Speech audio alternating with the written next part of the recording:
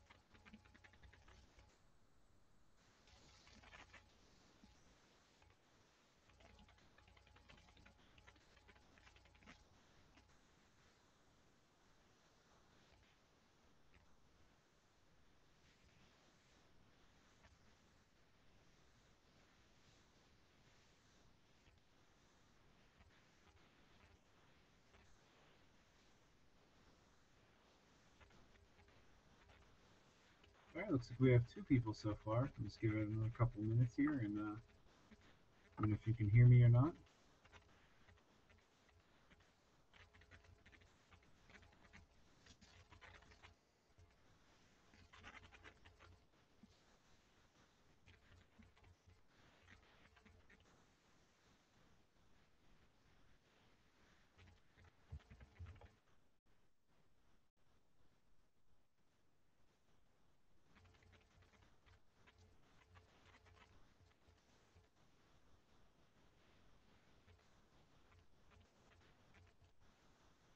Can anyone hear me? I see there's three people now.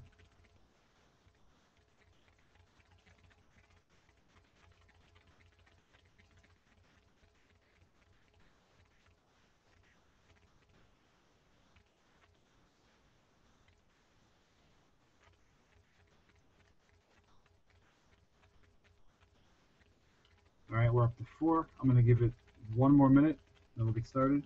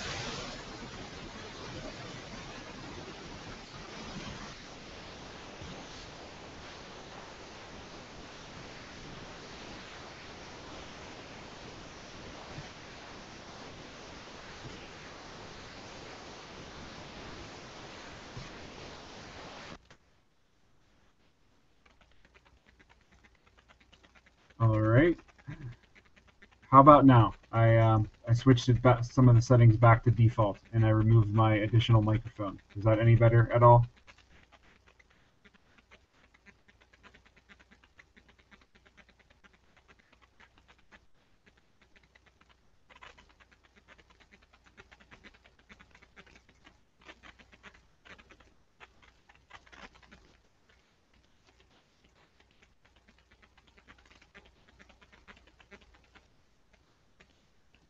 Anyone? Can anyone hear me?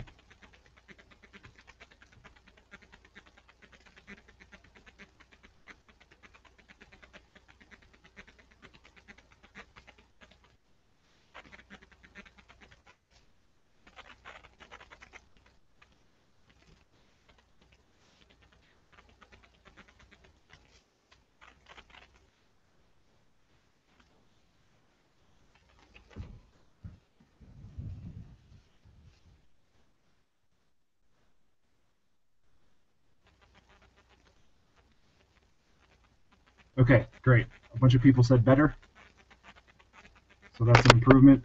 Sorry that it's faint. I tried to get a microphone. Apparently that was a bad idea. I'll just stick to the one that's in my laptop. So if you just see the top of my shiny head, it's because I'm bending over to talk into the microphone so you guys can hear me. So please bear with me in that regard, and I'll try to find a better microphone.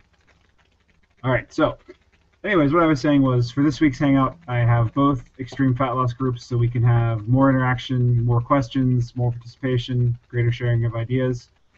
So sorry about the audio problems. I'll work on fixing that for next time. First, I want to apologize. I am out of uniform. Photocracy coaches are supposed to wear tight V-neck shirts. I have some of those, but my beard kind of hides the V-neck, so they're kind of pointless. So I'm out of uniform. I'm sorry. With that out of the way, some administrative stuff. For the format going forward, I want to answer any questions that are asked in the groups first, and then open it up for additional questions through the Q&A chat, just like you guys are doing right now. And the open questions I'll have to kind of answer on the fly, so just bear with me. When you ask the questions in advance, I do my best to answer them in my own words with my own experience, but then I fact check against the usual sources I have for nutrition and exercise stuff. And you know, on the fly, I can't do that as much. I just have to rely on my memory, which is pretty good, but you know, it's not going to be as thoroughly fact checked. So let's see. So the first question, we'll get right to it, is I have always done 8 to 12 reps when lifting, until recently when 2 different trainers had me doing 20 reps in a set. My EFL plan has me doing 5 rep sets, which I'll gladly do, but what's your thinking about why such low reps in a set? So that's a great question. When you pair nutrition and exercise for a specific goal, there are 2 approaches.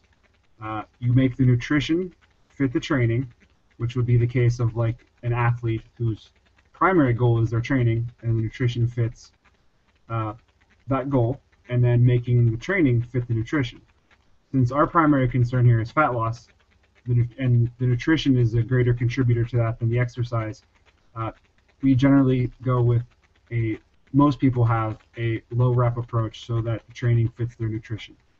So in that case, for most people, I've kind of narrowed down their exercise so that it's only a couple exercises so that you can focus on doing them well, keeping good form, not getting injured.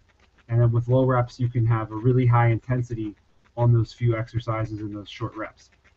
So when you do that high intensity, you're already in an energy deficit from having lower calories than you're used to. That way you can perform at those exercises better. But like I said, having good form is the most important thing. You don't want to be injured. And like I said, since your nutrition is set to have lower calories than your normal needs, it would be really hard to get stronger if you're doing so much repetition and so many sets, because your energy is going towards the fat loss. You don't want to spend a bunch of energy when it's probably better just to get stronger at that time. And with higher reps and more exercises, it's really hard to gauge your progress as to, are you getting stronger, are you keeping muscle mass, things like that. On to the second question, which is about supplements. Was how do we feel about supplements CLA 1000, omega-3, Thermobol, CoQ10, and creatine, to name a few? Obviously not a silver bullet, but are there positive, negative experiences in the group? Placebo effect, discuss. Other people in the group could kind of answer that in the discussion thread, but I want to answer it from my point of view in two different ways. The first is what I've used when I've gone through my fat loss so far, and what I currently use and recommend. And those are both basically the same thing. I don't really think I've used anything previously that I wouldn't be using now. I take fish oil for some omega-3s. I usually just get the strongest ones I can find from Sam's Club. During the winter, I live in Pittsburgh, Pennsylvania, and it's one of the cloudiest cities in the U.S. I think maybe even cloudier than Seattle, so I take vitamin D in the winter because I don't get much sun. And I also take psyllium husk powder for additional fiber. It's basically the same thing as Metamucil, except it's not flavored, so there's no sugar in it. It's pretty much just all fiber. And it doesn't really taste very good, but you just mix it with some water or a protein shake and just kind of chug it back. If I'm going lower carb than I normally do, I will use Morton Light Salt, which is a potassium and sodium salt. When you lower your carbs from what you're used to, your electrolytes, which are potassium, sodium, magnesium, those tend to not stick around your system as much, and you can be deficient in them. So potassium salt can kind of help with that, kind of helps with cramps, things like that. I have taken creatine before while lifting. I'm not currently taking it. I kind of feel like I might be a non-responder. You don't know what creatine is. It's an amino acid that's in red meat, and you normally never get a large amount of it unless you eat a lot of red meat. Basically what it does is if you're lifting with low reps, it just allows your muscle system to basically eke out one more rep on the repetitions. Like I said, I took it for a while. It does cause some water weight bloat. I didn't really feel like I was getting anything out of it. It is incredibly cheap, but I just decided to not really worry about it right now and simplify things for myself. So unless I've specifically recommended something to you like the psyllium husk and maybe the fish oils and vitamin D, you probably don't need to really mess with anything else. And always do want to consult with your doctors if you are taking supplements. The second answer is that if it's a supplement that I haven't tried myself, the first place that I go to is I refer to experts on the matter. And for supplements, the primary resource that I use is examine.com.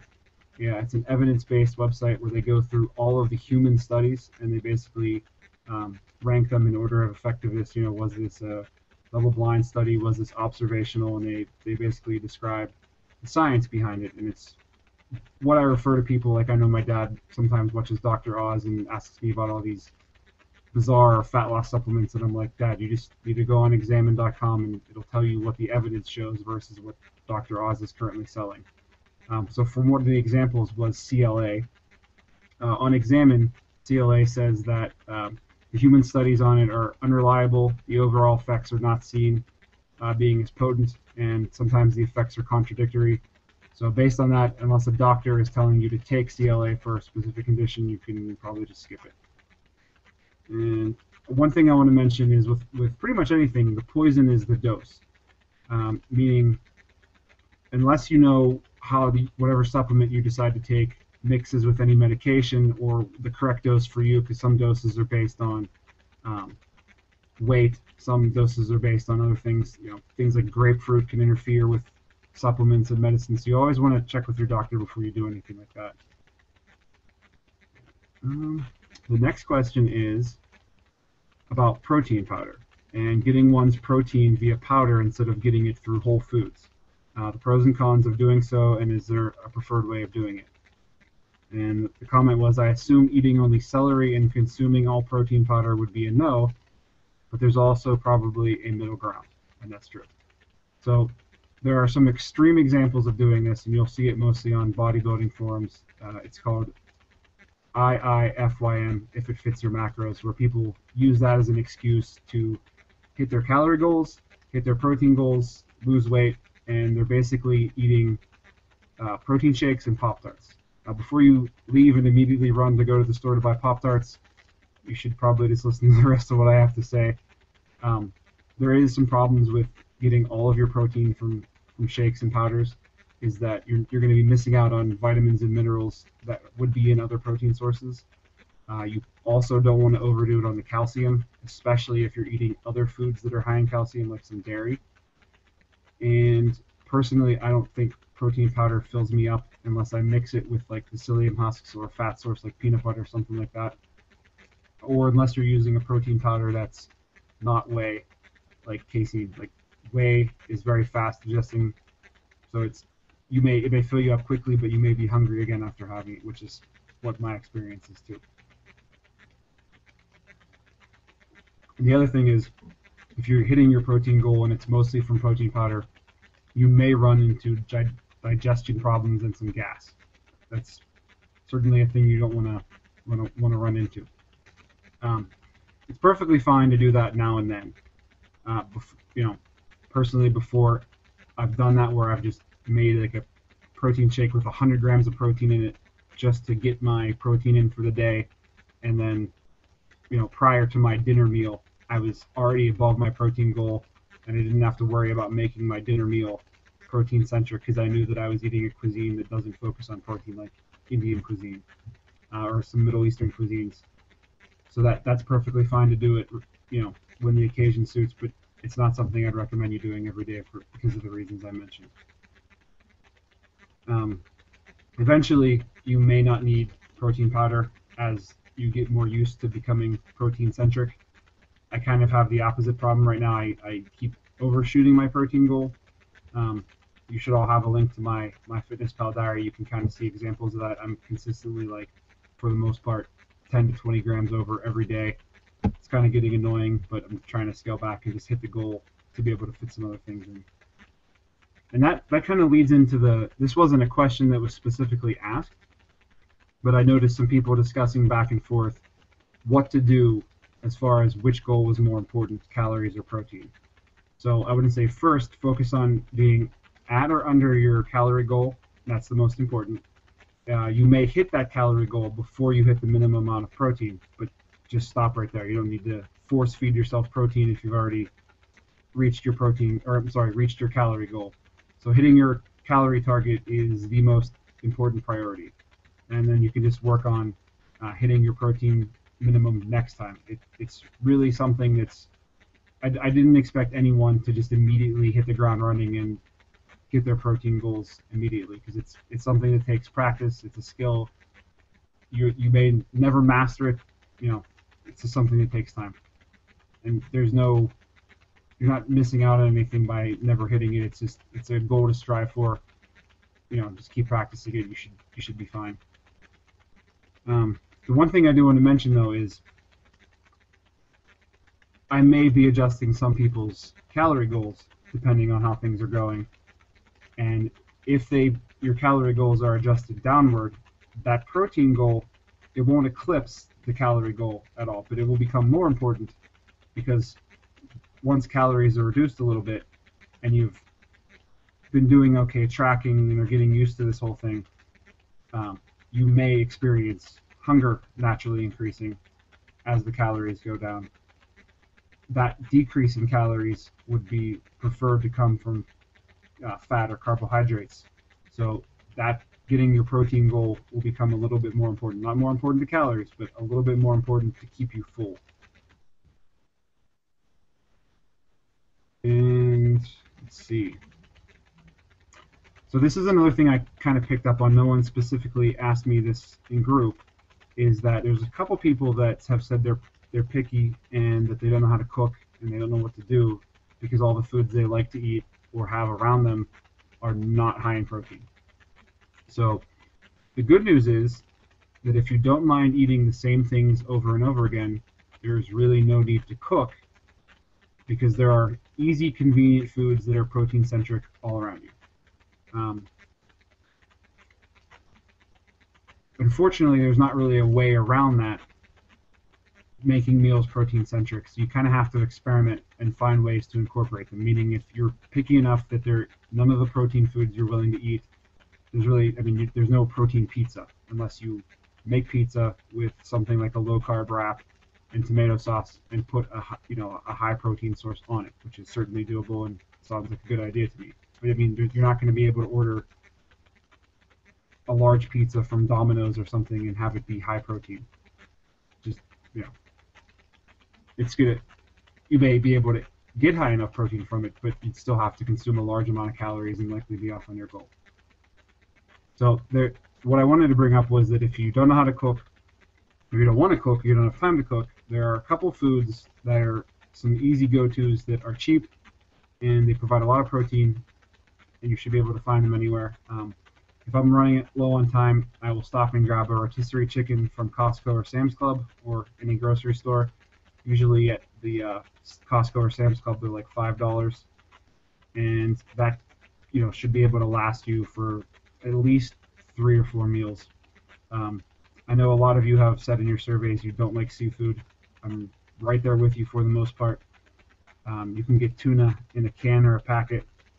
You can get chicken in a can or a packet if you can get over the fact that it's tuna or chicken in a can. Beef jerky is a good go-to. I know some people have commented that beef jerky had too much sodium. You don't really have to worry about sodium intake too much unless you have a medical reason for worrying about it. It may give you a water weight swing, but as long as you're aware of that fact, it's nothing to worry about. Hard-boiled eggs or hard-boiled egg whites. It's easy enough to hard-boil some eggs. I wouldn't say throw away the yolks, but if you are really struggling to hit your calorie goal and your protein goal, there's nothing wrong with just eating the egg whites to get your extra protein in. And even if you're not really big on cooking, I'm not really big on cooking myself, but even I can cook an omelet or scrambled eggs, and I can barely make toast, full disclosure. So I can cook scrambled eggs. The other option is you can find protein-based convenience foods that replace other foods. An example of that would be like they make things like breads that are higher in protein. You could find them online or at like specialty stores. Those type of things can be a little bit expensive, but they're certainly an option. There's also protein bars, which I've mentioned before. My favorite is Quest. They generally range from like $1.50 to $2 a bar, but they have about 20 grams of protein, 14 grams of fiber. Quest also makes protein chips, there is potatoes in them and some type of, I think, whey isolate, and they taste like air pop Pringles. They're pretty tasty, but like again, those are kind of expensive. It's like $2 for a bag of chips. So I've tried them, but I don't really buy them regularly because of the cost. But if you plan a little bit ahead and are willing to go a little bit beyond your comfort zone, you can really make both your calorie and your protein goals, and you could get away with never cooking anything. And the other thing I forgot to mention is Dannon Light and Fit Greek yogurt. I'm gonna have some after this. It's an excellent high protein food. It's like more protein than carbs, and they have that at all the bulk stores too. Let's see.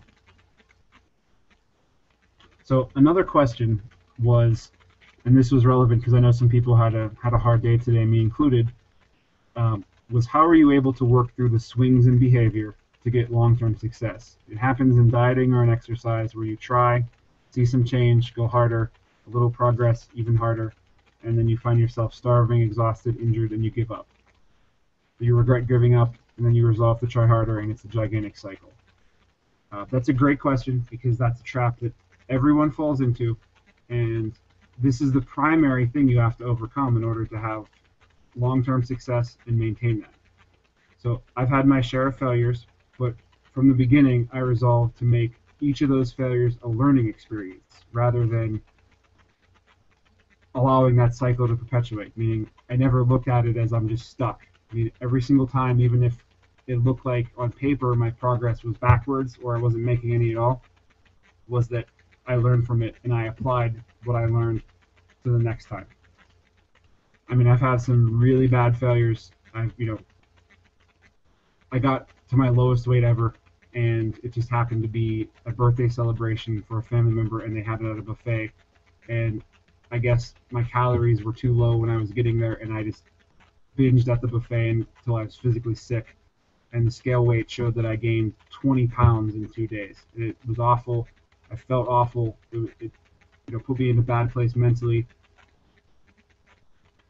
What I learned from that was that I should probably avoid buffets, especially if I've been restricting myself.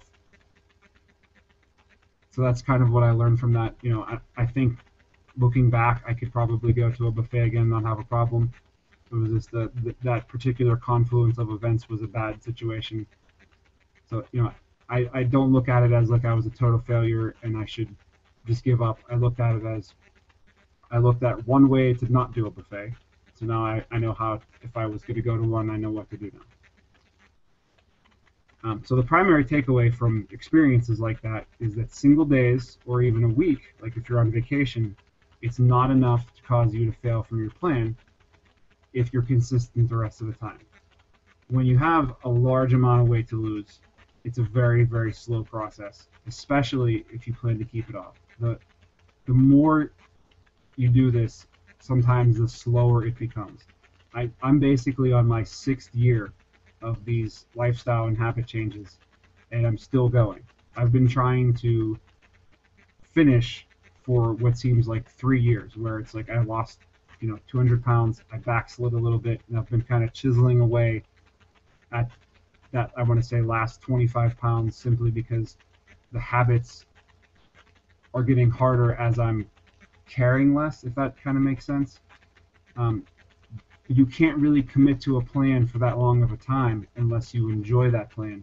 So that's what I've learned from that experience. I could let it get me down and say, I've just been going back and forth between my lowest weight and like a weight where my body seems to want to be. But I learned from that and said, I need to be able to incorporate ways that I can enjoy this so that I don't even notice that things are moving in the direction I want them in, because this is just how I live now. This isn't like something that this is my plan, and then when I get to this goal weight or this goal physique, I'm just done and I'm going to go eat pizza every day.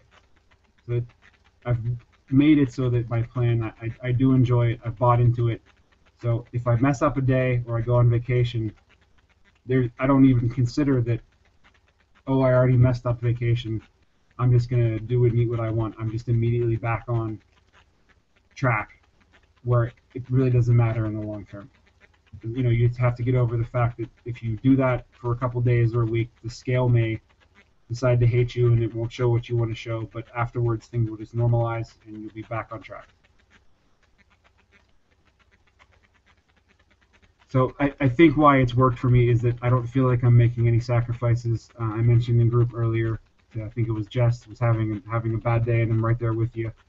I had a beer today, not a problem. I planned to head for it. I didn't fail by having a beer. It's all good. It's not going to slow me down. It was a good beer at the end. It's not a problem. You guys can friend me on Facebook if you like. It should be on the, it's just Charles Gross, Chuck Gross. You can kind of see I only really use Facebook to check into places that have good food and beers, and that's basically, you can kind of see I'm not regaining a bunch of weight. I'm enjoying life, enjoying food, enjoying beer, but I've accounted for that as part of my plan. So I'm not stressed about it. If things don't go as planned, I try to adjust on the fly. If not, I just go with the flow. Life happens. So the plan really is to be flexible enough to include anything that life throws at me, and then accounting for it. And I think that pretty much covers all of the notes I've had. I kind of feel like I ran through that really fast. So are there any questions based on what I've said?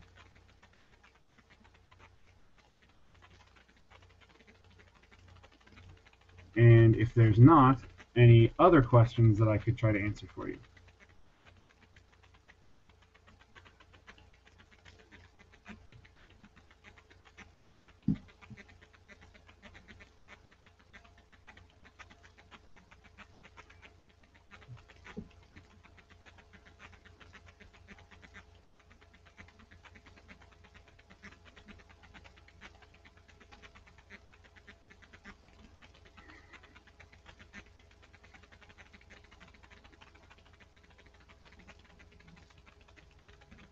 Any comments? Anything at all? Anything I said that you liked? Anything I said you didn't like? Any things you'd like to see next time? Anything at all? Is my microphone still on?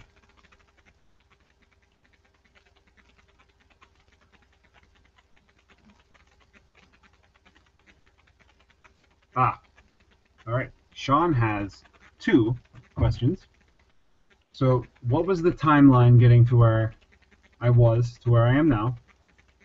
I started in March of 2008, and my scale kind of topped out above 410 pounds.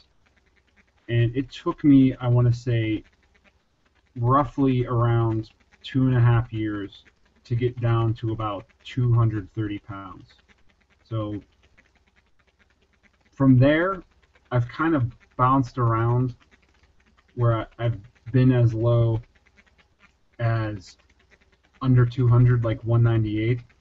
But basically, I want to say 3 years to lose 200 pounds, and then 3 years slowly, very, very slowly, learning from mistakes to get back down to where I am now, which is about 215. So part of that question from Sean was that what were the most difficult challenges? I really want to say the most difficult thing was finding the things that I could live with permanently and getting out of that mindset of this is a diet. Once I get to this magical weight, everything's going to change and I don't have to do this anymore and I can just go back to the way things were and I'll stay at that weight magically. So what ended up happening was, even though I'd already lost 200 pounds, I would do things like maybe go a little too low on calories, cut my carbs a little bit too low to where I would just be hungry all the time. And then I would kind of undo my progress over the weekend just having fun. So what I learned to do was spreading that out. Meaning I eat things I enjoy every day. That may mean that progress is a little bit slower, but that also means that I don't notice it as much. I don't feel like I'm sacrificing. I'm not craving certain foods. One of my favorite things to eat in the entire world is French toast. So one of the things I've done is I have the decadent French toast that's all whole eggs, challah bread from the bakery, your classic comfort food. And then I have like the what I call a weekday French toast, where I use egg whites and I use like a Nichols low-calorie bread that's high fiber, and it's still French toast. So I do things like that where I'll kind of mix between them. So honestly, there's never a day where I'm specifically craving a certain taste that I don't have it. If I'm feeling like I want to eat something, I just try to make it work. Sometimes that means skipping breakfast to make it fit the calories. Sometimes that means just eating all protein for breakfast and lunch, but I'm still able to make it work. All right. And Jessica has a question about what changes did your spouse and family have to make to help you and support you? Well, thankfully, my wife kind of started some of the lifestyle changes around me at the same time. This was basically started right when she was pregnant with our daughter. So she was able to start with me, but then, once she got far along enough in the pregnancy, we just started eating healthier choices. So we generally have both adopted the high protein lifestyle, and outside of that, my family and friends all just basically understand, that I have to watch what I eat. As far as some of them don't, and they'll have multiple pieces of cake and things like that, and they'll often say, "Is it okay if I have dessert at family dinner?" And I'm fine with that. It's not a problem. I do have it. Things like that. I just know when to stop myself. It's kind of affected how we're raising our kids to eat, and I think it's positive where we explain, they understand what protein is, they understand what carbs and fat are, and they understand why they need fiber, things like that. And I think it's been a positive change. It helps them to make healthier choices, and a lot of my daughter's 5. Today was her first day of kindergarten. A lot of her classmates are already drinking full calorie Pepsi, and she mostly just drinks water and occasionally maybe orange juice at best. Does that answer your question, Jessica?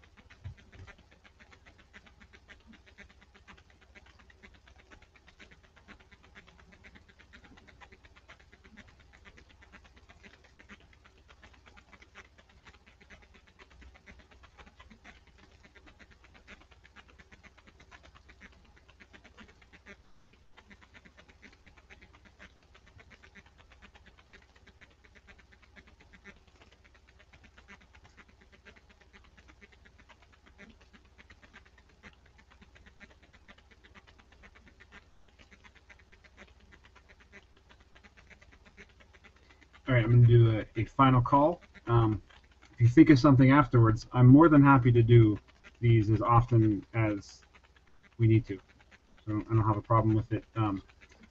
I will say, just in saying that, one of the things that has changed with me is, having been 400 pounds and not being 400 pounds is like normally something like this, doing a hangout would have been outside my comfort zone. And I've slowly made a change as to where I'm kind of forcing myself to go outside my comfort zone, but as I do more and more of them, it's becoming easier. Let's put it that way. Yes, if your husband is 140 pounds at 6'2" and can eat anything, that may be a little bit difficult because you guys kind of have the opposite problem. I kind of have that problem with my little brother. I don't know what happened where, I was always a fat kid growing up, and I don't know, I'm not a geneticist, but apparently he got the lucky combination of genes because he has a full head of hair and he's the same height as me, and I'm probably even still 50 pounds heavier than him, and he eats like a garbage truck. I guess it's just very individual. I guess one thing you could try is have your husband help you prepare and just kind of help him or ask him to help you go through what you're going through on a daily basis, just so maybe he understands. And I don't, if you wanted to kind of have him come on the Hangouts and check out the photocracy group, I'm okay with that.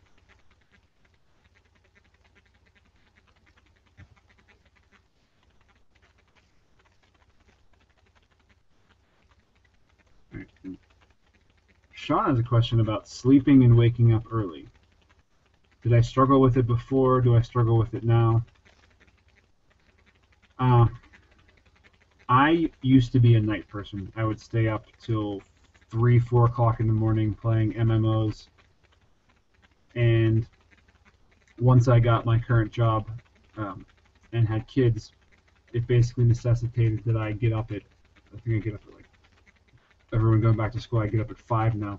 And I'm probably going to go to bed here shortly. So I'm pretty tired because I was up at, early today.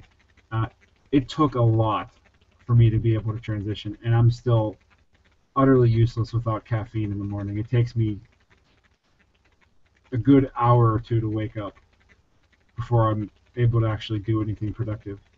So I wish I could say that over time it will get better, but I kind of feel like, if anything, my regular schedule has shifted, meaning I don't think I could ever stay up till 3 or 4 a.m. in the morning again. If anything, if I naturally wake up, it's going to be something like 7:30, 8 o'clock now, as opposed to 5 a.m. Really, your bedtimes aren't going to affect your progress too much. It's just if you're getting enough restful sleep. I found that making sure the room is dark enough, avoiding too much electronics, or avoiding electronics before bed, like right before bed, is helpful. I have a Windows PC. I use a program called Flux. It's f.lux, and what it does is it changes the color temperature of your monitor to match what time of day it is, and that's supposed to help with getting too much of the wrong colored light at bedtime to kind of keep you awake. And I also take, I forgot to mention this during supplements, I take melatonin, which is not it's the sleep hormone your body makes anyways, and it's not addictive or anything. You can choose to not take it one day and take it the next day, but I do take it to help me fall asleep faster and stay asleep.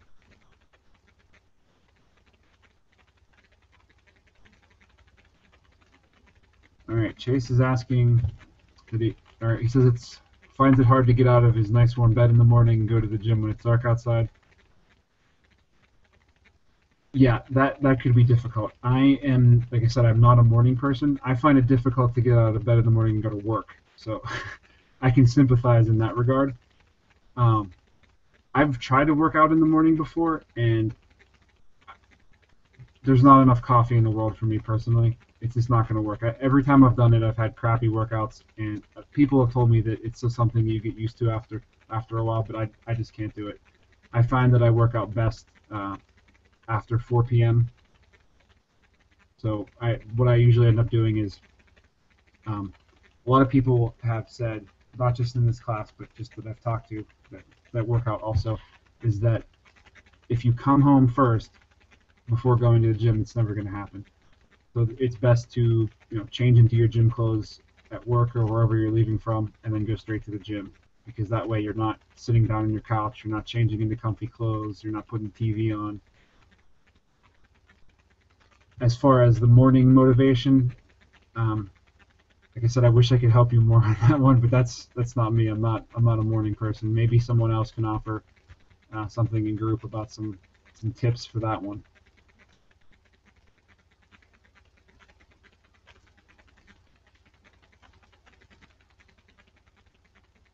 Well, speaking of that though, is if it's not working for you in the morning, maybe try to rearrange things as to where, instead of it being a pain in the butt to have to get out of bed and go to the gym, see if there's another way you could think about working it in or changing your schedule a little bit.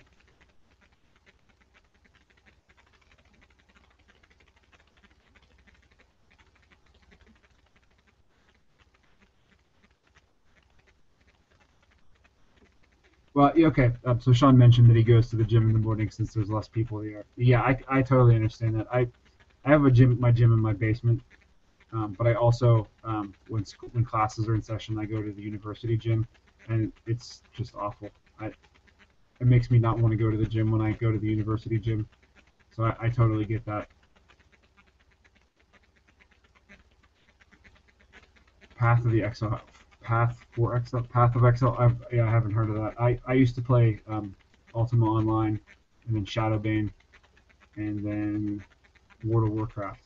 And World of Warcraft is kind of, I was my guild's raid leader, main tank, and then when I realized I was 410 pounds, and I weaned myself off at first, where I was just doing PvP, and then I just quit altogether, sold my account, so I couldn't go back. So I've dabbled with MMOs since then, but I just feel like I have too many things going on to commit, especially with kids. I've played video games with them before, but it's usually not MMOs. If Path of Exile is even an MMO, sorry, I'm not sure. But yes, if you're gonna try Efflux and melatonin, let me know. Fair warning: some people that take melatonin have said that gives them very vivid dreams. Just be aware of that. But it is, you can look it up on Examine or check other sources. Melatonin is what your body naturally produces to make you fall asleep. So it's not anything you're not already producing.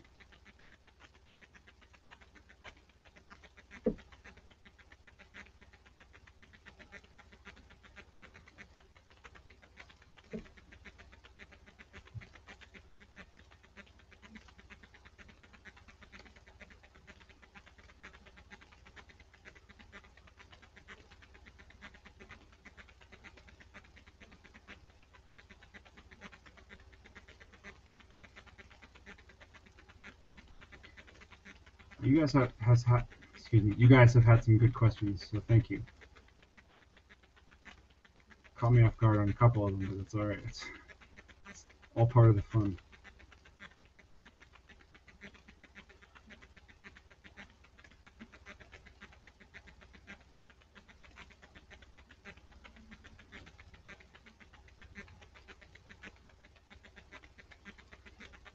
All right, last call for questions. Any more?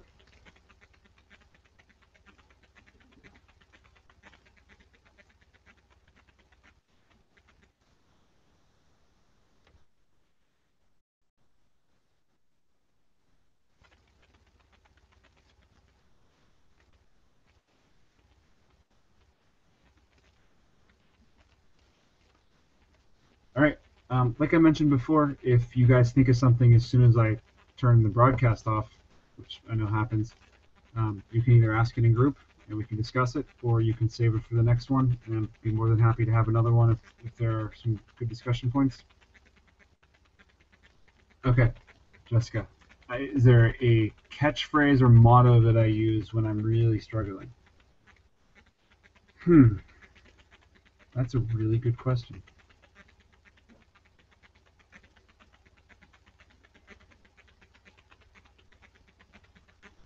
I think the one that I've always reminded myself of is that my dad always told me that in our family we don't say the word can't, and I've caught myself saying I can't do this. This is too hard. I give up, and I've just reminded myself of that we don't say the word can't. Um, Personally, I find that it's really a matter. I like to think that all problems are simply a matter of being organized enough, but that's just kind of my personality. I work in information systems, so I'm kind of like a numbers guy. So rather than rely too much on catchphrases, I just start playing with data and numbers and I keep track of a lot of different information. I don't want to bog you guys down with that type of stuff, but that's kind of what I do. Rather than like, I'm not a real big fan of motivational phrases, but other than we don't say the word can't. Well, that gives me an idea. Maybe we can have like a motivation Monday where you guys can post your favorite motivational phrases and share them with each other. So I think maybe we'll do that for Monday. So that means if you're listening to this, you have a heads up on the Monday theme. Just like, I know Taco Tuesday was kind of short notice, but so Monday we'll do Motivational Monday, and then we'll do Taco Tuesday again. So you guys have some time to think of what catchphrases or mottos that you guys like. You can share with each other and kind of go from there.